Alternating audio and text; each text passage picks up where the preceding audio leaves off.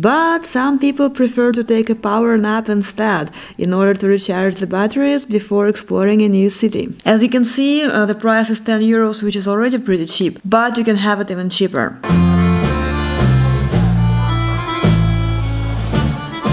Hey Internet! It's Irina, the Siberian who's gone international. Today I'm gonna share with you my tips on how you can get from Helsinki to Tallinn for a very cheap price. I think it's the cheapest option you can possibly get, and in addition to that I'm gonna give you tips what you can do in Tallinn if you have a short time there.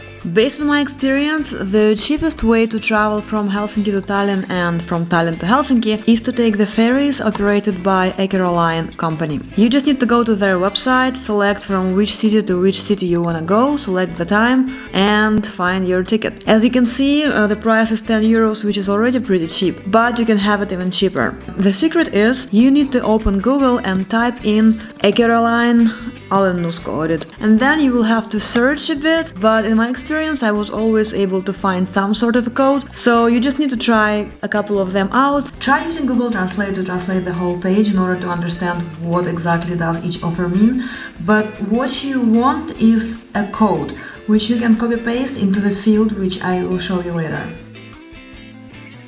So, for example, in this case, I found this code, so I just copy it and go back to my shopping cart, click enter the code and enter my code. And as you can see, I just got my 15% discount. Last time I needed to go to Tallinn and I was using this approach. I ended up paying just 6 euros for one ticket. They will send you a ticket with a barcode like this. Do not make a mistake, do not stand in the lines to check in. It's enough to just scan this code at the gate. The ride on a ferry lasts approximately 2.5 hours, and don't expect much, but there is some entertainment available, like live music,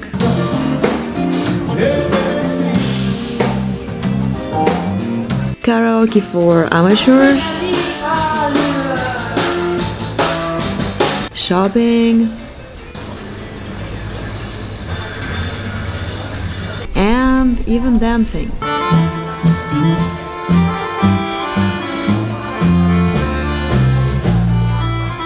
But some people prefer to take a power nap instead, in order to recharge the batteries before exploring a new city. I prefer to entertain myself with food. Unfortunately, food on a ferry costs more than the ticket itself, but for 15 euros you can get a buffet breakfast. The lunch and dinner cost more.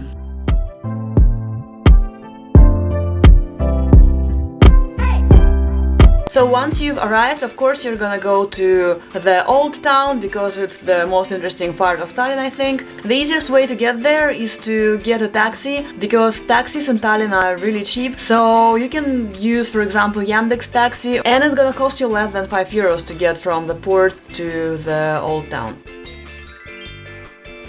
You can also walk, it's not a very long distance. Once you're there, if you want some cultural experience, I suggest you climbing the wall. It costs only 3 euros, but it's pretty cool to see that super old wall from inside. You can also get a pretty nice view of the old town from the top of that wall.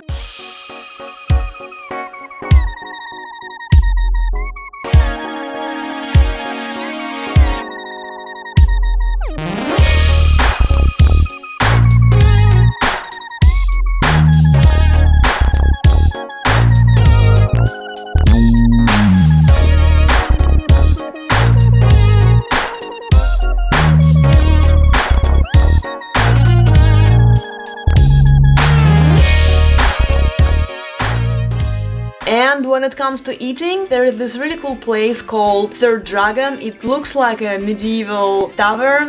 The problem with that one is that it got so popular that now it's getting a bit difficult to get in, especially during the high season. So for example, I was there on January 4th and it happened to be a long weekend in Finland because Monday was off, and also that's when Russia has days off. So I think the entire St. Petersburg and entire Helsinki were in Tallinn that day. So the line to that place was like 20 meters long, and I was there with my relatives to whom I wanted to show that cool place, and I decided that nah, it's too much. But on a regular day it's not too bad. As you can see in my video, it's just a couple of meters long, so it's doable. I think it's worth getting this experience because in that tavern you have a really charismatic lady who sells you pies and sausages and soup, and then you also get pickles for free, and it really looks like a tavern from medieval times, and it's not really costly. But if you prefer something a bit more high-end and comfortable, then close to it you also have these two restaurants which are made in the medieval style.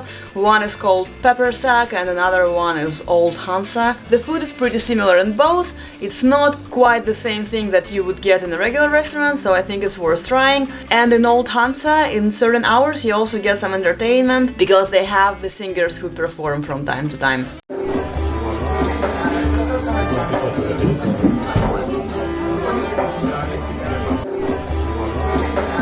So click the like button because it's the end of the video. I hope you found it useful, and if you did, subscribe, and hopefully I will be able to give you even more tips in the future.